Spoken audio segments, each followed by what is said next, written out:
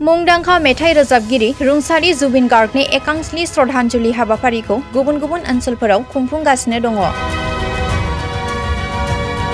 बेबायदिनो उदालगुरि जिल्लानि हरिसिंगा थानानि बेन्दोंआव थानाय बेंबारियाव समाज सिबियारि मुस्रि नितुल देखाया जुबिन गार्गनि श्रद्धांजलि हाबाफारिखौ खुंफुंदों। श्रद्धांजलि हाबाफारियाव ओनसोलनि रायजो राजाफोरा बाहागो लानानै बिबार बावो।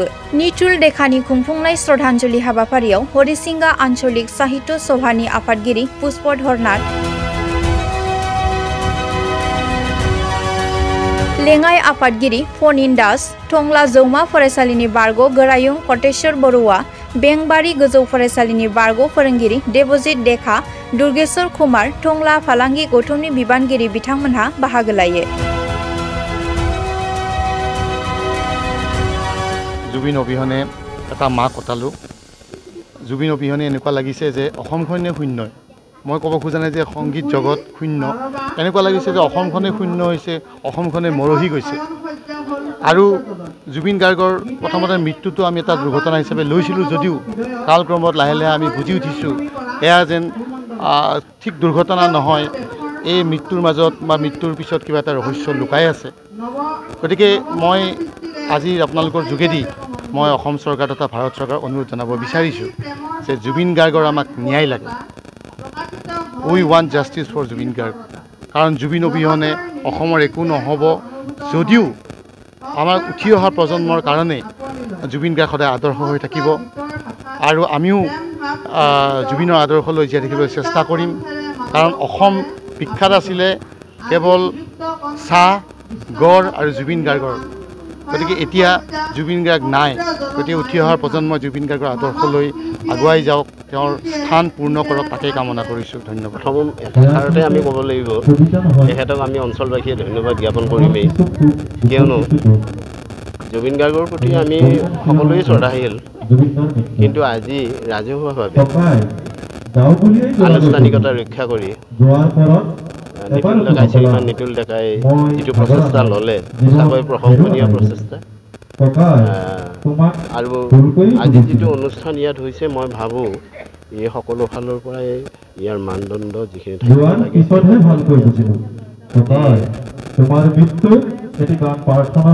जुबिन গাৰ্গৰ মৃত্যুৰ এমাহৰ পূৰ্ণ হোৱাৰ উপলক্ষে আমাৰ পৰম্পৰা হিন্দু সমাজৰ যিটো ৰীতি শ্ৰাদ্ধ পতা, মাহিলী শ্ৰাদ্ধ জনোৱা, আজি তদ্ৰুপ আমি যেন এই অঞ্চলবাসীয়ে जुबिन গাৰ্গক আমি এই এমাহৰ মূৰত আমি আজি শ্ৰদ্ধা জনাবলৈ এটা সুযোগ আমাক শ্ৰীমান নিতুল ডেকাই দিলে।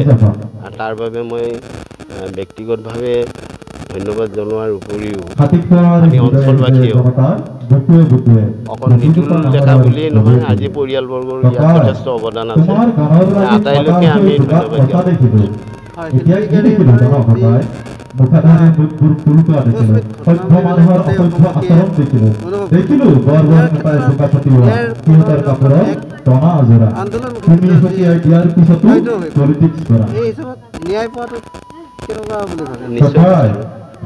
যদি সঁচাকৈ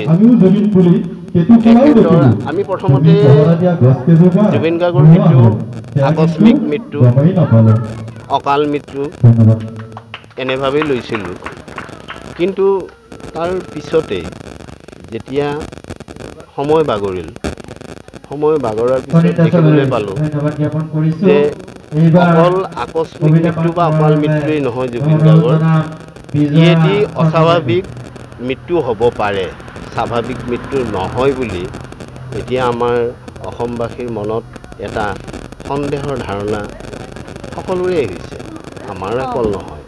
আৰু যদি সঁচাকৈ অস্বাভাৱিক মৃত্যু, ই অন্যায় হৈছে, আৰু এই অন্যায়ৰ বাবে আমি প্ৰতিবাদ কৰিছোঁ অসমবাসীয়ে। আৰু এই অন্যায়ৰ যি প্ৰতিবাদ তাৰ উত্তৰটো আমি ন্যায় পাম বুলিয়েই কৰিছোঁ। গতিকে অসমবাসীৰ লগতে আমি সকলোৱে একমত যে তেখেতৰ মানে মৃত্যু যদি সঁচাকৈ অস্বাভাৱিক মৃত্যু তেনেহ'লে ন্যায় লাগিব, আমাক ন্যায় লাগিব। কাৰণ আমাৰ সাংস্কৃতিক জগতখনত যথেষ্ট ক্ষতি হৈছে এইটো সকলোৱে স্বীকাৰ কৰে